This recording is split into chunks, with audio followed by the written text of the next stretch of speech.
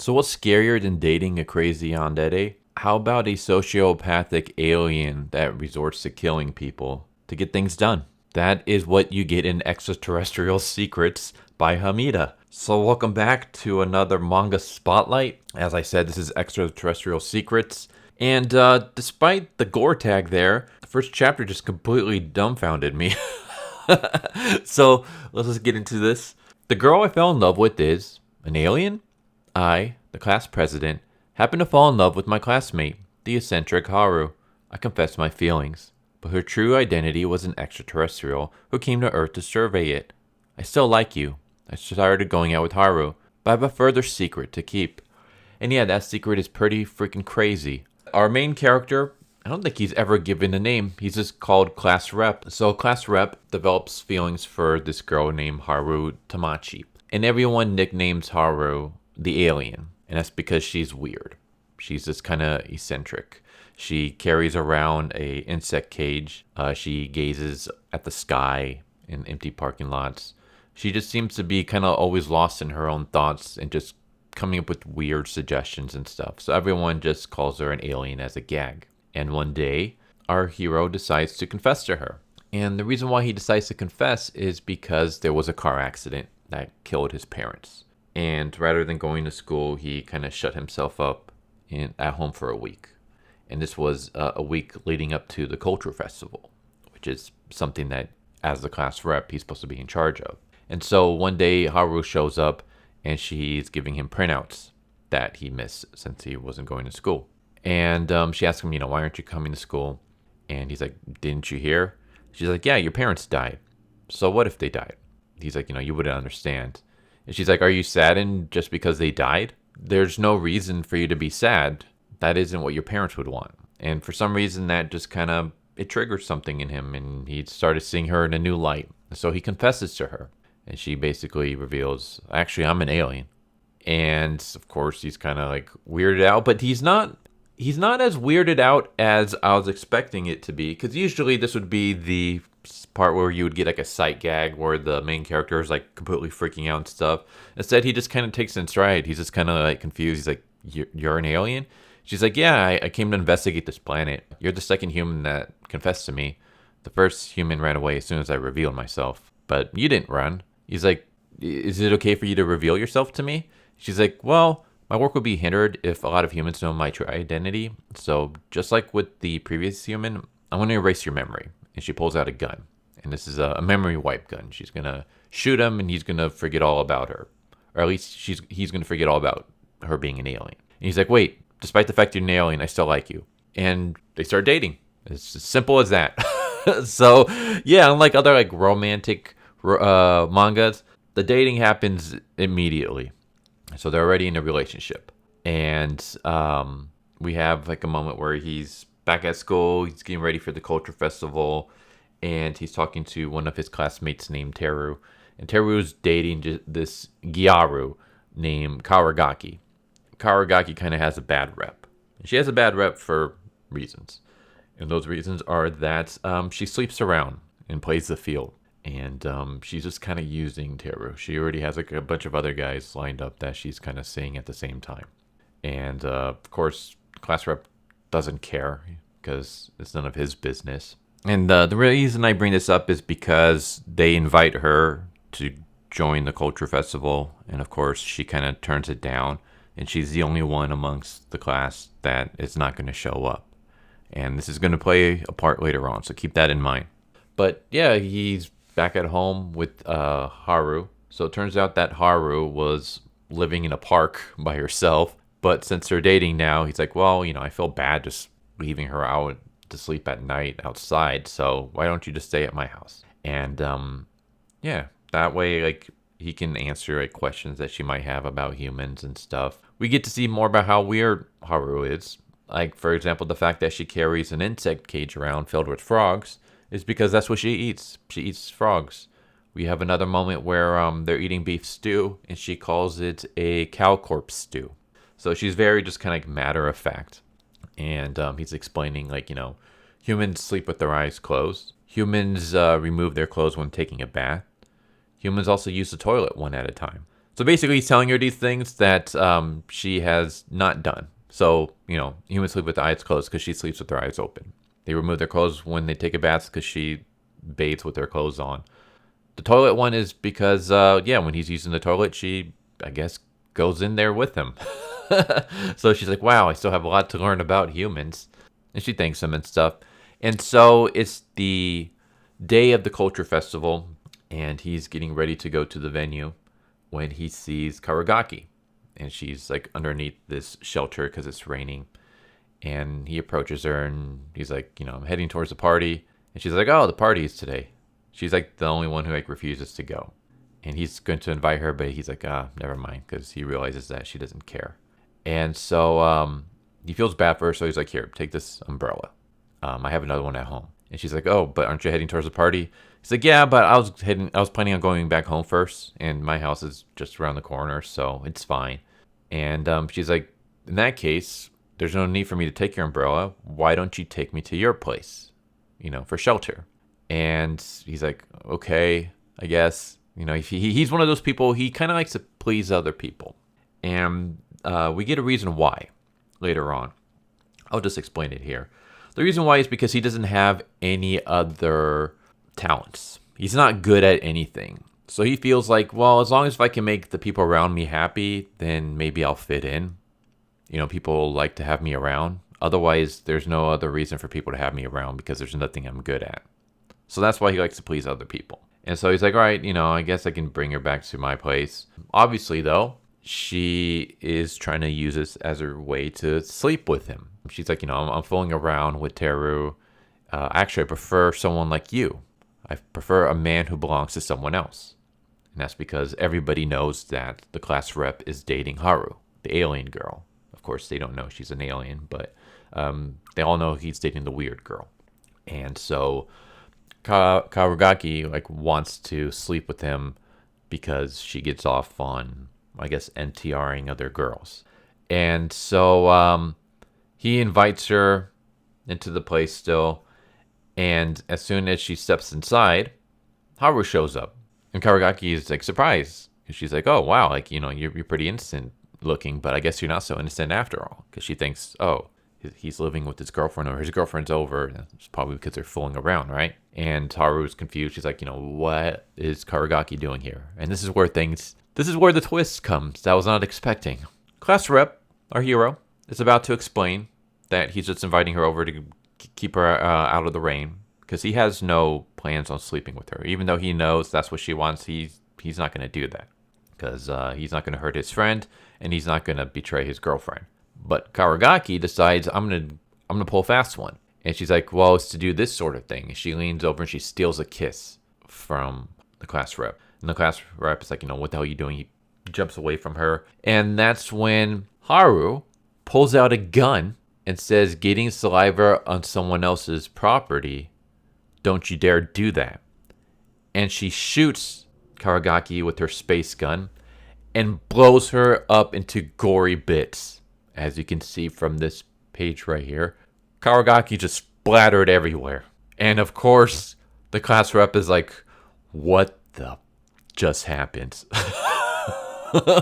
My alien girlfriend just murdered a human right in front of me. Holy crap. And Haru's like, let this be a teachable moment to you. Don't ever do anything like that again. And then Haru's kind of confused. She's like, Karagaki, you can return to normal now. How come she's not returning to normal? And the class rep is like, what have you done, Haru? And Haru is like, don't humans come back to life? He's like, no, they don't. Because with Haru, if they lose an arm, they lose a leg, if they get blown up to tiny bits, they just regrow back together again. But humans don't do that. And Haru didn't know. So Haru shot Karagaki thinking, she'll just pull herself back together. It'll hurt. And she'll learn her lesson, but she'll be fine. No. Karagaki's dead. She's exploded into gory bits. And now our class rep is kind of stuck in all this, because Haru's like, well, if humans discover that I've just murdered another human, I won't be able to continue my investigation. I will be erased from existence from my home planet. We gotta make sure that this doesn't get out. So now the class rep is forced to hide the body, or body parts, I should say, because there's almost nothing left of her. It's just blood and gore chunks splattered everywhere. And so, because his alien girlfriend had no idea that about how humans are, our class rep now has to hide a body because his alien girlfriend is a murderer. It also kind of has another somewhat evil twist. Well, I say evil in quotation marks, but earlier, the whole reason why the class rep fell in love with Haru was because she told him, like, you know, it doesn't matter if your parents died. This isn't what they would want for you. Just feel better. And something in that, like, it clicked with him. But the thing is that if you put into perspective now, the reason why she was so uncaring about the fact that his parents died was because she assumed that they were going to come back to life again. Because that's how her people are. So she can't understand how other people feel like when their loved ones died, because it doesn't happen for her alien people. So yeah, the whole reason the class rep fell in love with her is for a reason that he misconstrued in his own mind. So that kind of sucks. But yeah, back to the body. She's like, oh, well, don't worry. I can bring Karagaki back to life. But the only way I can do that is if I go back to my home planet. Unfortunately, like, the next available, like, interplanetary travel is only possible within certain time frames, and the next time frame isn't going to be for 2 weeks. So class rep has to hide the body, and basically he has to play off the fact that Karagaki's dead for 2 weeks. And then things get even more worse, because it turns out that somebody saw the class rep bringing Karagaki into his house. They don't know that Karagaki's dead, but they know that the last person to see Karagaki was the class rep. And now, if Karagaki goes missing, who's going to be the number one suspect? So then it becomes this whole thing where, because now Teru, like, his girlfriend is missing, and he tries to get the class rep to join. We have this person who noticed Karagaki going to the class rep's house, and Haru's solution to all this is, well, let's just kill them. If we can just kill them, hide their bodies, and then in 2 weeks I can just bring them back to life and nothing will matter. But the class rep is like, we can't go around killing people. Like, that's a big no-no. If we go around and start shooting everybody and everyone starts dying, even if we bring them back in 2 weeks, it's just going to be very suspicious that everyone around us keeps dying. So, yeah, the class rep gets stuck in this situation where he's trying to control his alien girlfriend, trying to keep this secret. Not just the fact that she's an alien, but also the fact that she's murdered somebody, and he's involved. And he's trying to keep this all in the wraps for 2 weeks. Because, in 2 weeks we can bring her back. Everything will be fine. Meanwhile, Haru just wants to murder everyone that gives even a sniffing of suspicion on the two of them. And that's where the series continues from. It just goes from there. It goes with our hero trying to rein in his psychotic, sociopathic girlfriend who wants to murder everybody, to hide the fact that she's an alien and the fact that she just murdered another human. And I know some of you might be thinking, well, there's a big plot hole. Why doesn't she just use the mind wipe gun that she was going to use on the class rep earlier, that she used on the first guy to ask her out? And the reason is that it doesn't have a 100% efficiency rate. She even mentions earlier that, well, it could erase your memory, or it can just destroy your minds. It might not even work. It's kind of like a crapshoot, so we can't rely on that. So instead of relying on that, let's just rely on the gun. Not the memory gun, but the laser gun. And let's just shoot everybody. We'll just shoot everybody that comes sniffing around, anyone that's suspicious of us. And we can just revive them later, so no biggie. It is freaking weird, and I love it. Oh my god, this is such a good read. It's only 6 chapters right now, but it was like 6 chapters. I binged it in like not even half hour. I just blazed through it because I was just so addicted. Like, as soon as I read the first chapter, I was like, all right, I'm in. As soon as Karagaki got blown to tiny bits, I was like, all right, let's see what else you got. And it gets better. It gets so much better. And yeah, the class rep is actually like, we get characters that are fun to follow. Like, Haru isn't evil. She just doesn't know any better. Obviously, her thing is like, it's fine if I kill these people because I'm going to bring them back to life anyways. But if I don't kill them and the secret gets out, then not only will you be in danger, class rep, but I'll be in danger too. Like, you'll be in danger from the police and your whole life will be destroyed. I'll be in danger from my people. My whole life will be destroyed. So we can just make things easier by just killing them because we're going to bring them back anyway, so it doesn't matter. Of course, class rep doesn't see things that way. But he's also not one of those characters where he's like a bumbling idiot. He's not like super nervous around girls. Like, he's one of those where he uses his brains. He's a class rep for a reason. He's very smart. And so the way he maneuvers around throwing the suspicion smell off of him and Haru is very, very interesting. And it just makes me believe that maybe there's something wrong with this guy. Even at the end of the chapter, he's like, I have a bad personality, don't I?